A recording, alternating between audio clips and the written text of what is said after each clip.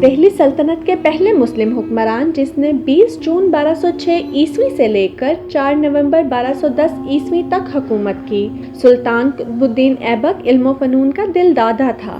دہلی کا مدرسہ ناصریہ، قطب مینار اور قوت اسلام مسجد ہندوستان کے دارالحکومت دہلی میں عہد غلامہ کی ایک عظیم یادگار ہے، جبکہ قطب مینار عالمی شہرت کا حامل ہے۔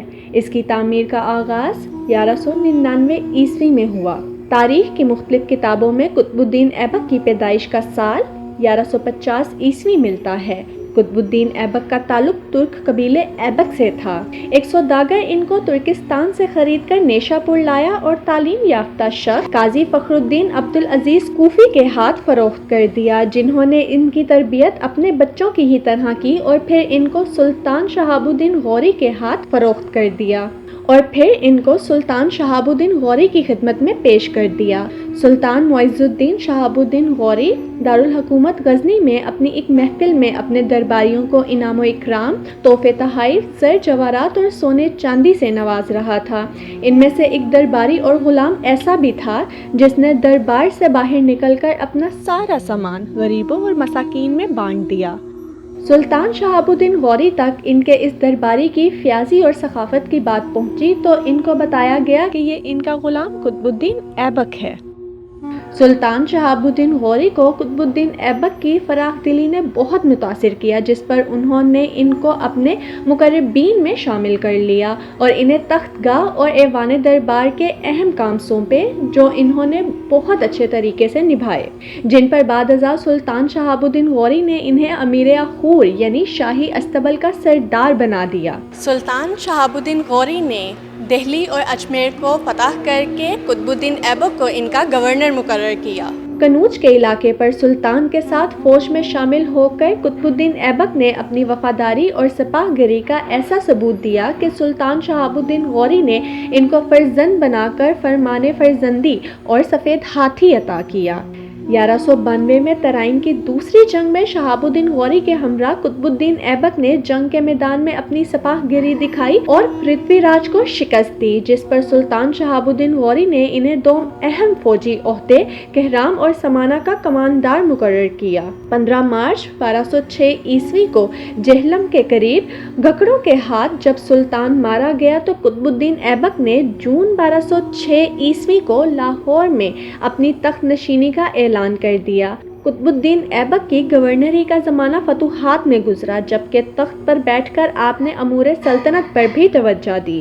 خاندان غلامہ نے 1206 عیسوی سے 1290 عیسوی تک ہندوستان میں سلطنت دہلی پر حکومت کی۔ اس خاندان کا بانی قطب الدین ایبک تھا۔ قطب الدین ایبک نے لاہور کو دارالحکومت قرار دیا۔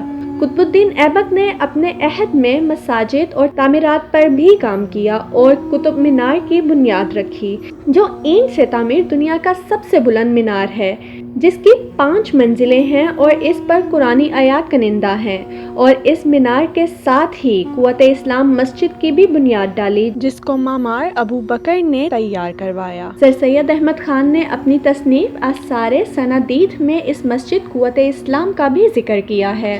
تاریخ میں کہا جاتا ہے کہ آپ حافظ قرآن بھی تھے اور اتنے خوبصورت لہن میں آپ قرآن کی تلاوت کیا کرتے تھے کہ آپ کو قرآن خواہ بھی کہا جاتا تھا۔ 1192 اور 1194 عیسوی کے درمیان قطب الدین ایبک نے ہانسی، میرٹھ، بلند شہر، دہلی کوئل، علی گڑھ، کنوج اور بنارس فتح کیے اور متعدد سرکش راجاؤں پر قابو پایا۔ 1196 اور 97 میں گجرات، انہرواڑہ اور راجھنبو کے اہم قلعوں پر قبضہ کر کے 1202 عیسوی تک شمالی ہندوستان کے فاتح کی حیثیت اختیار کر لی۔ قطب الدین ایبک نے تاج الدین یلدوز کی بیٹی سے شادی کی۔ قطب الدین ایبک کی 3 بیٹیاں تھیں، جن میں سے ایک کی التمش کے ساتھ شادی کی، جبکہ دوسری بیٹی کی شادی ملتان اور سندھ کے حاکم ناصر الدین قباچہ کے ساتھ کی۔ دوسری بیٹی کی وفات کے بعد تیسری بیٹی کی شادی بھی ناصر الدین قباچہ کے ساتھ کی۔ 1208 اور 9 عیسوی میں سلطان بننے کے بعد سلطان قطب الدین ایبک کا زیادہ تر وقت لاہور میں گزرا۔ آج جس جگہ قطب الدین ایبک کا مقبرہ موجود ہے، وہاں ان کا وسیع محل ہوا کرتا تھا۔ تب سے اس علاقے کا نام محلہ قطب غوری مشہور ہے۔ محل اس قدر وسیع و عریض تھا کہ قطب الدین ایبک محل میں چوگان یعنی پولو بھی کھیلا کرتے تھے۔ ماہ نومبر میں ایک روز وہ اپنے بہادر جنگجو اور سپہ سالاروں کے ساتھ پولو کھیل رہے تھے کہ گھوڑے کی زین ٹوٹ گئی اور زمین پر جا گرے۔ 607 ہجری دسمبر 1210 عیسوی کو اپنے خالق حقیقی کے پاس جا پہنچے۔ قطب الدین ایبک کے بعد ان کا داماد التمش دہلی کا بادشاہ بنا۔ 1215 عیسوی میں سلطان شمس الدین التمش جب لاہور آیا تو اس نے سلطان قطب الدین ایبک کا شاندار مقبرہ تعمیر کرنے کا حکم دیا۔ لاہور میں خاندان غلامہ کے عہد میں تعمیر کیا جانے والا یہ سب سے قدیم مقبرہ ہے۔ تاریخ میں اپنی پیازی کے باعث لکھ بخش کے نام سے مشہور غلام قطب الدین ایبک نے لاہور کے تخت پر بیٹھ کر ہندوستان پہ حکومت کی۔ قیام پاکستان کے بعد صدر ایوب خان کے دور میں محترم حفیظ جلندری نے ان سے گزارش کی کہ مجاہد اسلام کے مقبرے کی مرمت اور تعزین و آرائش کا بندوبست کیا جائے۔ 1968 عیسوی میں مقبرے کی تعمیر کا آغاز ہوا۔ مقبرہ چکور ہے، چاروں طرف سنگ مرمر کی جالیاں لگی ہوئی ہیں، فرش اور دیوار پر بھی سنگ مرمر ہے۔